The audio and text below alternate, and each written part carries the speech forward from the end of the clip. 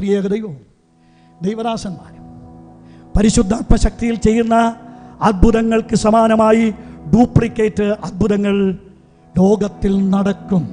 എന്തിനാണ് അത്ഭുതങ്ങളും അടയാളങ്ങളും? ദയവായിട്ടൊരു വാക്യം ഒന്ന് വായിച്ച് സഹായിക്കുമോനെ. ആ വാക്യം കൂടെ വായിച്ച് ഞാൻ നിർത്താം.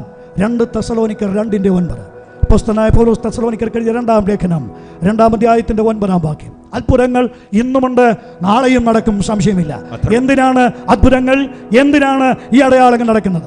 അധർമ്മമൂർത്തിയുടെ പ്രത്യക്ഷത നശിച്ചു പോകുന്നവർക്ക് സാത്താന്റെ വ്യാപാര ശക്തിക്ക് ഒത്തവണ്ണം വ്യാജമായ സകല ശക്തിയോടും. ശ്രദ്ധിക്കണേ, ഞാൻ ആദ്യം പറഞ്ഞ 3 വാക്കുകളും ഇവിടെയുണ്ട്. അധർമ്മമൂർത്തിയുടെ പ്രത്യക്ഷത, 1 ശക്തി, വ്യാജമായ ശക്തി, അടയാളങ്ങളോടും. 2 അടയാളം, അത്ഭുതങ്ങളോടും. 3 അത്ഭുതം. ഉണ്ടോ?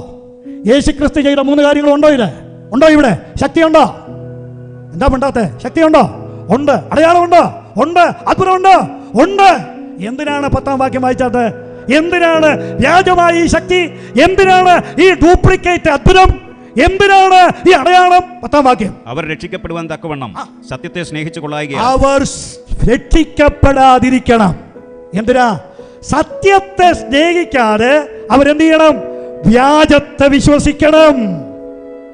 അപ്പോൾ കാണുന്ന അത്ഭുതങ്ങളും കാണുന്ന ശക്തിയും കാണുന്ന അടയാളങ്ങളുമെല്ലാം ദൈവികമാണ് എന്ന് വിധി എഴുതി അവയ്ക്ക് പിന്നാലെ പോകരുത്.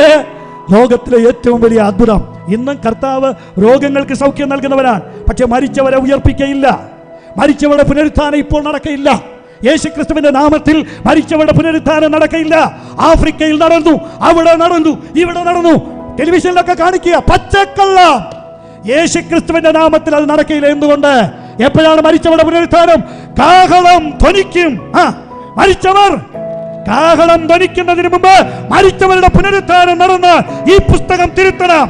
ദൈവത്തിന് പോഷ്ക്ക് പറയുവാൻ സാധിക്കയില്ല. ഇത് സത്യവേദ പുസ്തകമാണ്. വ്യക്തമായി ഓർക്കുക പ്രിയപ്പെട്ടവരെ, യാഥാർത്ഥ്യങ്ങളിലേക്ക് വരിക, ദൈവവചന സത്യങ്ങളിലേക്ക് വരിക. യേശു രോഗങ്ങളെ സൗഖ്യമാക്കുന്നവരാണ്. യേശു രോഗങ്ങളെ സൗഖ്യമാക്കുന്നത് എങ്ങനെയാ? അതിന്റെ ഉപദേശം യാക്കോബ് എഴുതിയ ലേഖനം 5-ാം അധ്യായത്തിന്റെ 13 മുതലുള്ള വാക്യങ്ങളുണ്ട്. രോഗശാന്തിക്ക് ഇന്ന് ചെയ്യേണ്ട കാര്യം, പുതിയ നിയമസഭയ്ക്ക് ലഭിച്ചിരിക്കുന്ന ഉപദേശം എന്താ? Miracle crusade നടത്തുകയല്ല.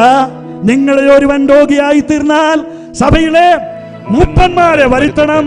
സഭ എണ്ണ പൂശി അവന് വേണ്ടി പ്രാർത്ഥിക്കണം. പിന്നെ പാപം നിമിത്തമാണ് അത് സംഭവിച്ചെങ്കിൽ തമ്മിൽ പാപങ്ങളെ ഏറ്റുപറഞ്ഞ് പ്രാർത്ഥിക്കണം. ഒറ്റ വാക്കിൽ പറയാത്ത കർത്താവ് അവനെ എഴുന്നേൽപ്പിക്കും.